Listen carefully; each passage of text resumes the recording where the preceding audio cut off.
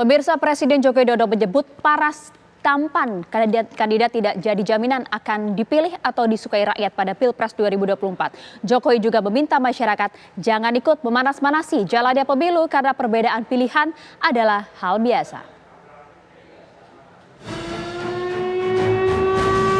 Ada yang unik saat Presiden mengunjungi ibu kota Nusantara di Penajam Pasir Utara, Kalimantan Timur pada Kamis siang. Di tengah pidato sambutan soal pembangunan Ibu Kota Nusantara atau IKN, Presiden Joko Widodo menyinggung proses pemilihan umum di Indonesia. Jokowi menyebut situasi politik memanas jelang pemilu adalah hal biasa, termasuk perbedaan pilihan terhadap Capres-Cawapres 2024. Pun Jokowi menyatakan bahwa paras ganteng kandidat tak jadi jaminan dipilih karena kedaulatan berada di tangan rakyat. Bisa jadi figur berwajah deso malah yang disukai. Kadang-kadang kita ini kan sudah berapa kali pemilu langsung 2024, 2009, 2014, 2019. Ya kalau mau pemilu anget-anget dikit agak-agak panas kan nggak apa-apa. Yang paling penting Bapak Ibu jangan beli kipas itu. Ngipasin. Atau ibu-ibu beli kompor manas-manasin. Udah lah, kita ini saya lihat sudah semakin dewasa dalam berdemokrasi. Perbedaan itu biasa. Memilih semuanya kan rakyat. Kedaulatan itu ada di tangan rakyat. Bapak seganteng apapun kalau rakyat nggak seneng, gimana? Bapak senengnya yang deso-deso kayak saya gini. Gimana? Ini pilihan rakyat. Dan persaingan dalam kompetisi dalam pemilu biasa-biasa aja. Nggak usah, Bapak Ibu ini kan biasa di bisnis, biasa di ekonomi. Nggak usah lah. Belajar jadi politikus kadang-kadang ngomentari malah bisa keliru.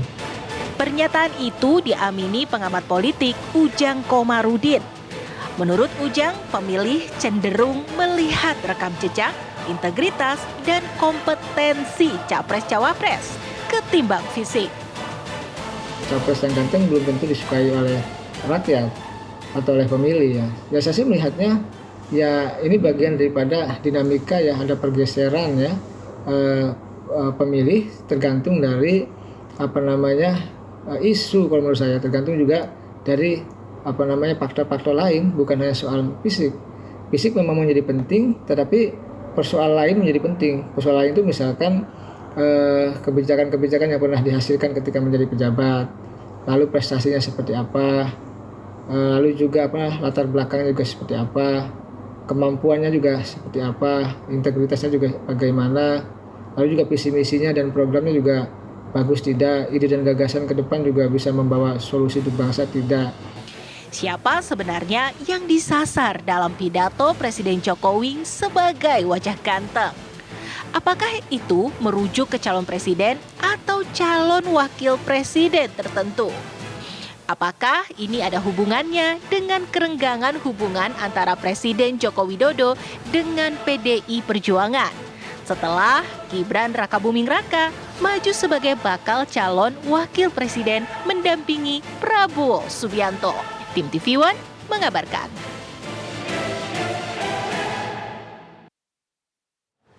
Presiden Joko Widodo menyebut paras ganteng kandidat tidak jadi jaminan akan dipilih atau disukai oleh rakyat pada Pilpres 2024. Jokowi juga meminta masyarakat jangan ikut memanas-manasi jalannya pemilu karena perbedaan pilihan adalah hal yang biasa. Ya, siapa yang disasar dalam pidato Presiden kali ini dan apa maknanya bagi kontestasi Pilpres 2024 mendatang?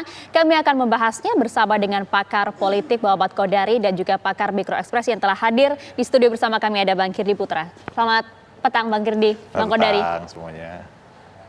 Selamat petang. Ya, Bang Kodari, kabar sehat hari ini Bang?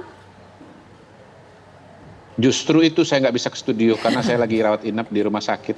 Oke, Kemarin terima kasih asam sudah lambung. berkenan hadir di Kabar Petang. Bang Kodari, kalau Anda tadi melihat pernyataan dari Presiden Joko Widodo, siapa yang dimaksud oleh Presiden Joko Widodo itu, Bang? Yang berparas tampan dan lain-lain.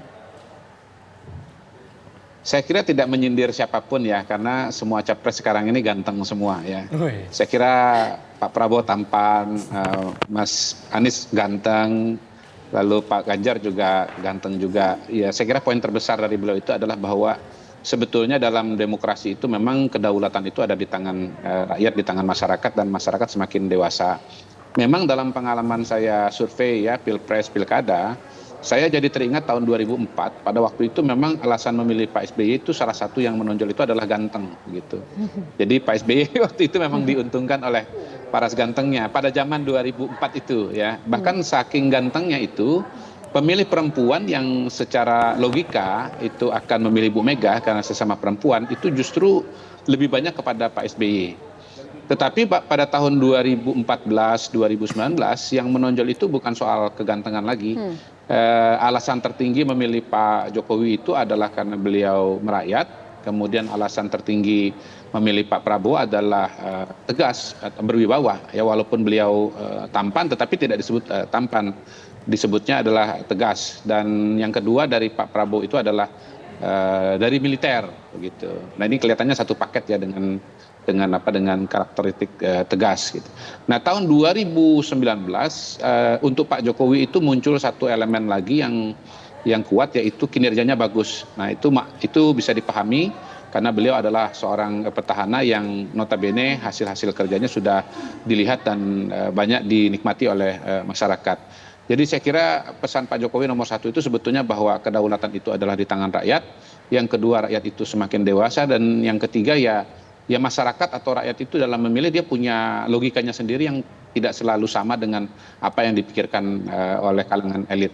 Jadi memang kita kalau bicara masyarakat itu kan ada segitiga gitu ya, di mana yang menengah ke bawah ini sangat besar, kemudian di tengahnya itu kelas menengah, dan di atasnya itu adalah kalangan elit. Nah, kalau kita bicara demokrasi, ketimbang yang di atas, yang lebih menentukan adalah yang di bawah. Saya kira itu pesan dari Pak Jokowi dalam pidato di IKN tersebut. Baik, kita dengarkan Mas Kirdi. Kalau versinya Bang Kodari tidak ada maksud sama sekali untuk menyindir salah satu kandidat dalam Pilpres 2024. Tapi dari cara bicaranya, apakah ada pesan maksud tersirat yang ingin disampaikan kepada Pak Jokowi?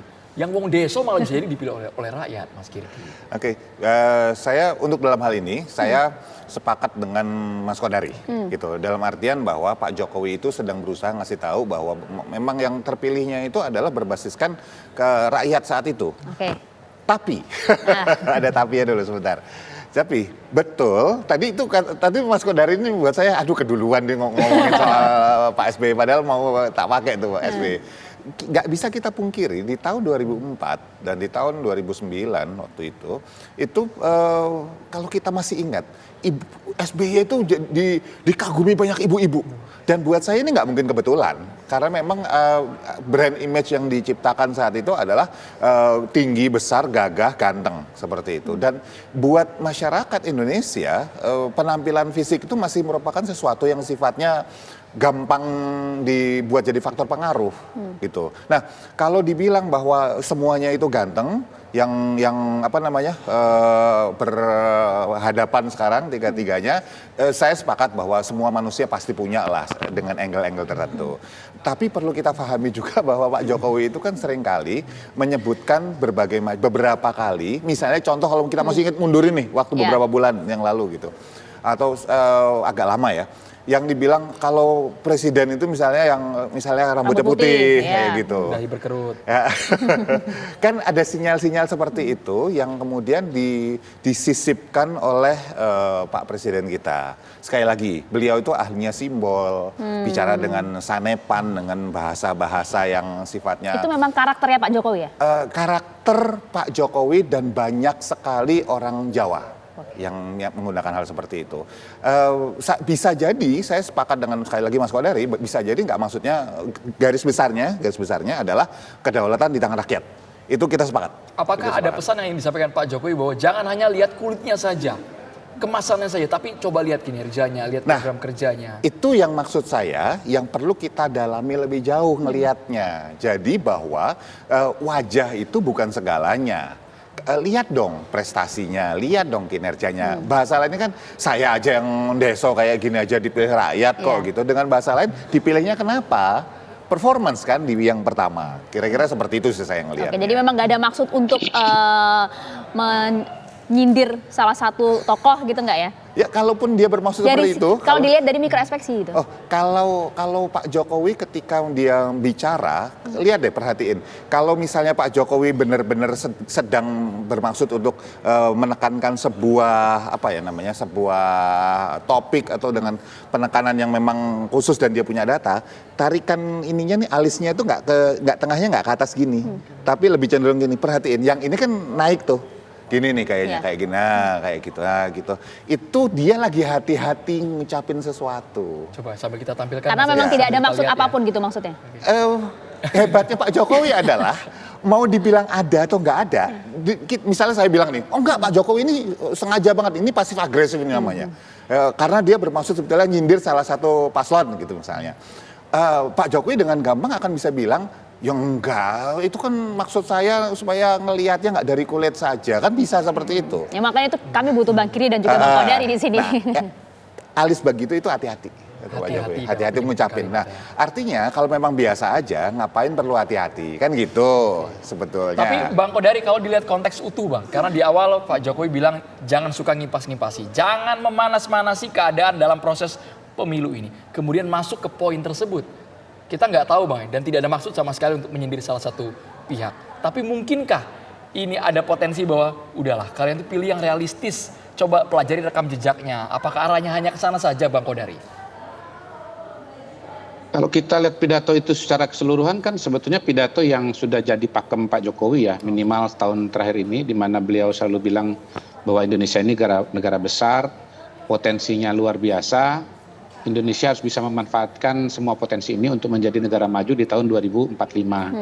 Dan syarat menuju 2045 agar berhasil adalah pertama pemilunya damai, yang kedua kepemimpinan nasionalnya 3 periode ke depan itu betul-betul linear atau konsisten dengan program menuju Indonesia maju.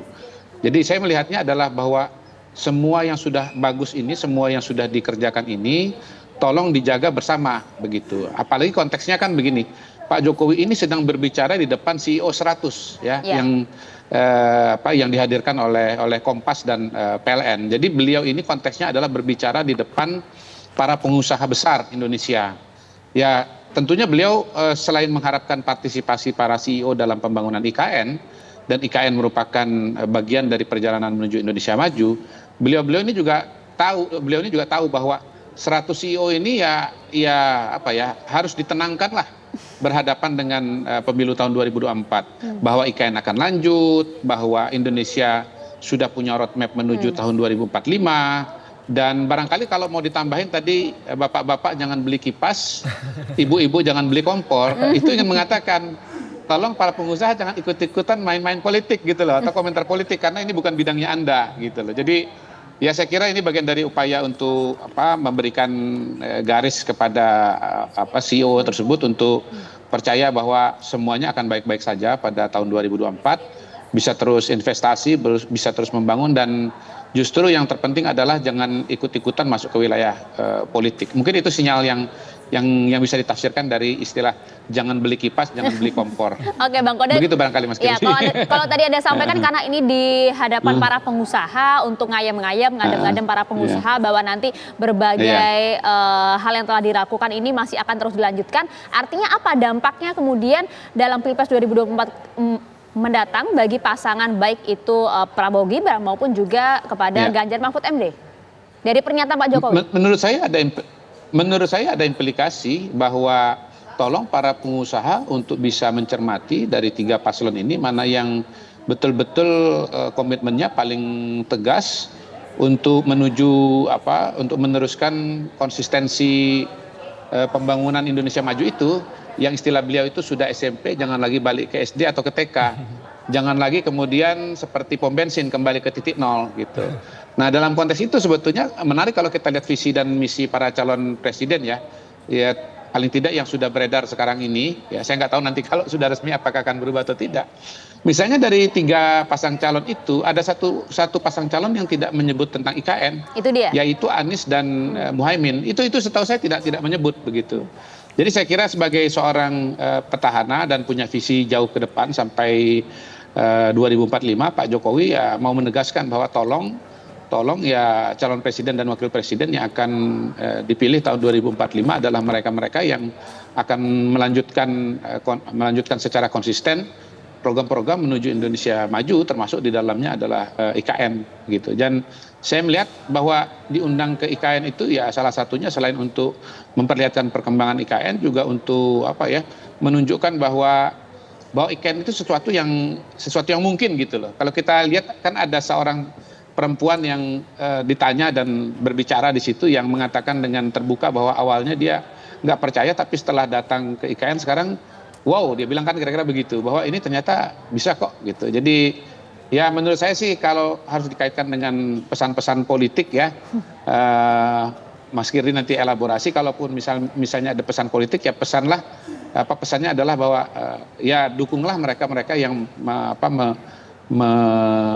lanjutkanlah apa-apa yang sudah dikerjakan dan direncanakan pada hari ini. Baik, Mas Begitu. Kirdi, perpaduan apa yang disampaikan oleh Presiden Jokowi antara kata, kemudian narasi, rasa, dan juga emosinya Mas Kirdi melihat seperti apa? Apakah memang betul-betul sungguh-sungguh menenangkan ratusan pengusaha yang hadir? Tenang saja, program ini akan berlanjut siapapun pilihannya, meskipun beda pilihan, tapi saya jamin keberlanjutan, kesinambungan dari program-program Jokowi. Ya itu yang berusaha untuk disampaikan ya oleh Pak Presiden kita itu kepada 100 CEO yang hadir.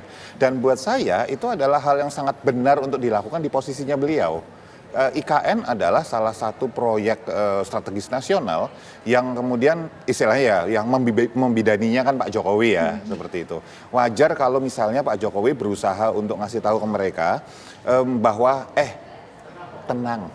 Semua akan baik-baik aja, lanjut kok ini gitu. Dan untuk berlanjut kayak gitu, jangan ikut campur politik ya. Gak usah ngipas-ngipasin gitu. Gak usah ikut campur. Karena gini, itu pesan yang tajam loh itu sebetulnya. Karena suka atau tidak, untuk orang bisa menggoyang politik sebuah negara katakanlah pemerintahan, kan butuh dana. Yang pegang dana siapa? Disebut loh tadi bahwa Anda kan yang biasa pegang, Anda adalah CEO, Anda bergerak di bidang ekonomi. Nah, udahlah, nggak usah ikut campur di bidang politik. Nanti keliru gitu. Karena bisa jadi mereka nggak ngerti sebetulnya dinamika di bawahnya itu seperti apa. Jadi itu cukup spesifik memang ditarget buat para pengusaha ini. Karena ibu ini kan sebetulnya kalau kita dengar ngomongnya kayak muter-muter tuh. Itu kan karena nggak berani aja dia ngomong langsung tanya sejarah. Ini kalau ini sudah analisa asumsi saya pribadi ya, itu pribadi. Nggak berani aja dia bilang, Pak. Secara aturan hukum perundangan aman nggak? Sebetulnya dia kepingin ngomong kayak gitu. Jangan-jangan pengen nanya, Pak, kira-kira arah dukungan Bapak kemana Pak? Supaya kami tenang.